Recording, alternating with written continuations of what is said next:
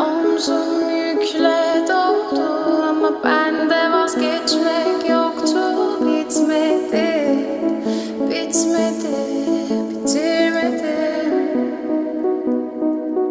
Ben özel değilim ya da öyle bir şey, ama sen varken hep böyle hissettim, böyle hissettim.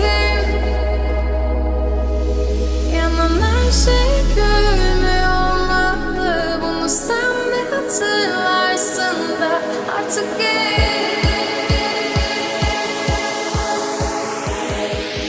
böyle hissettim.